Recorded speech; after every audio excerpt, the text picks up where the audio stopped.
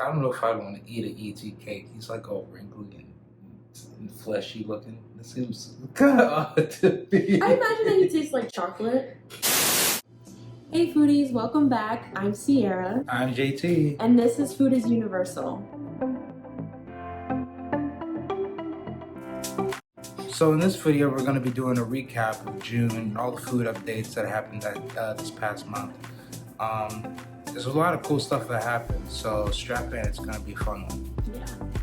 So first we have the popcorn buckets.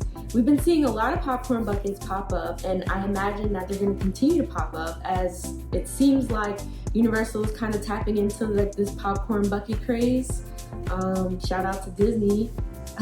Fingers tied that Universal wins this battle. Yeah, of course. But yeah, so we've seen like the Hello Kitty head, we've also seen Minions, and we've also seen Gudetama. Did I say that right? Yeah, you said. Yeah, Gudetama, the lazy egg, has also appeared with the popcorn bucket, and they're all super cute, honestly. I can't really say that I eat popcorn a lot around the parks, but honestly, I would really just like get a popcorn bucket just to collect. Use it as a little bag, satchel. Something, yeah. And an update that's not so fun, Monsters Cafe unfortunately closed this month. A lot of people were sad that it was closing. A very, very special spot at Universal, beautiful theming, and it's just a lot of people enjoyed it as like a staple restaurant, you know, to always look forward to. Me and Sierra never really went before, but... Have you been ever? No, I've never been. So for context, my very first time going to Universal was in 2019. And JT has been a few times when he was younger and growing up, so but yeah, we've never gotten a chance to eat there. It did look really amazing on the inside. Folks would always say that, you know, it was some of the best theming in the parks, so we're kind of sad we didn't get to, you know, experience it, but we're pretty excited for, or at least I'm looking forward to the next thing, which hasn't been officially confirmed, but you know, folks are pretty much pointing to it being a Minion Cafe, and there is already an iteration of a Minion Cafe over in Hollywood that looks pretty cool. So we're hopefully gonna have that brought over to Orlando and see how that goes. And the banana slushies, are those already a thing at the parks, or is that something only in Hollywood has? I think only Hollywood has that. Okay. We would have to confirm. Yeah. Let us know in the comments if we're wrong. Finnegan's released a new dessert item, which is a personal favorite for me. It is an apple caramel bread pudding. And for me, I know I love everything that is apple and caramel. I love bread pudding, so honestly, I'm pretty stoked about this one, and I can't wait to go try it when we go back. I can really just imagine like just the warm, like fall taste with the cinnamon, the apples, like get a side of vanilla ice cream. So yeah, that sounds crazy. Yeah, that's new. Universal also added 2 new food trucks, one being in front of the Mummy ride and one being in front of the Fast and Furious attraction. The one in front of the Mummy has 3 different arepas. That's the Carnitas arepa, the, what's it called? The Picadillo arepa, and we also have the mozzarella arepa. You saw me look down at my notes, so you know you did. And then we also have the esquites asados, which is like a corn in the cup. It's like, so the way there's gonna be an image on the screen, but it's like the corn kernels in a cup. It's not on the cob, it's like corn in a cup. It's very interesting. Like, I'd be interested to taste it. I love corn, so I think it'd be something interesting to try. It's like, I guess it's kind of like street corn off the cob in a cup. It's what I'm getting from the image.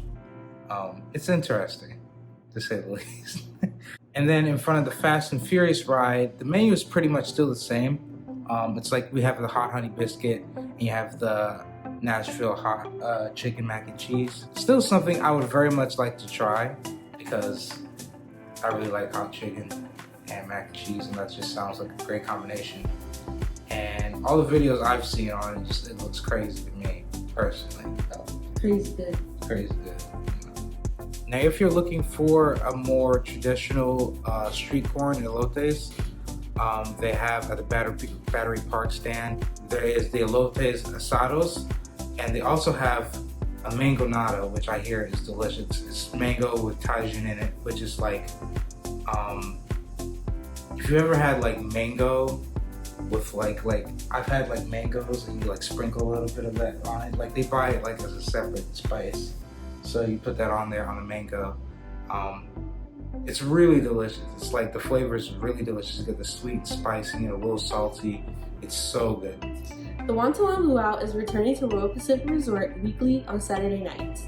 It's a dinner show that is Hawaiian themed, complete with Hawaiian meals and desserts, and an amazing showcase of just tribal dances and fire and all those cool things. Tickets are $89 a person and $39 for children. So this past month, a beloved Universal team member, Murph, he works at Shea Alcatraz as bartender there, celebrated his birthday this past month. And he's really well known for just bringing a lot of joy and fun and enthusiasm to the Shark Attack whenever he makes it. It's a fan favorite, definitely a regular favorite. Householders, happy birthday, Murph. Happy birthday! Yeah. So towards the end of May, we know that Universal launched the Summer Tribute Store, which was the retro back in time with the classic favorites Jaws, E.T., and Back to the Future. And in one particular section in that store, there was a lineup of snacks.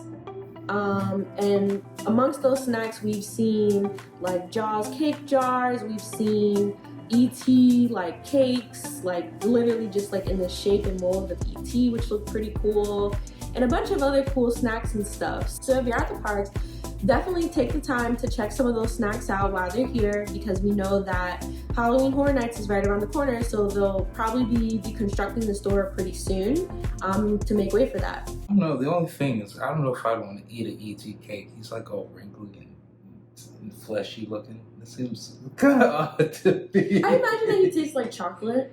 Yeah. I wonder if the inside's chocolate. We're gonna have to like confirm that, but it is very lifelike. Yeah, take him home. Also in June, Velocicoaster celebrated its first birthday, and Jurassic World Dominion also was released in theaters. As a result, we got a lot of cool new food items to celebrate.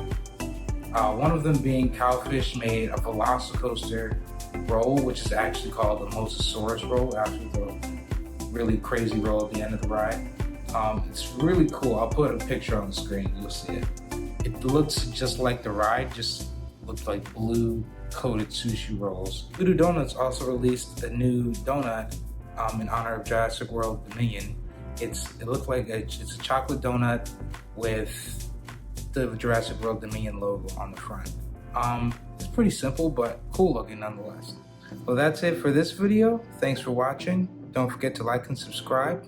I'm JT. And I'm Sierra. And remember, food is universal. See ya.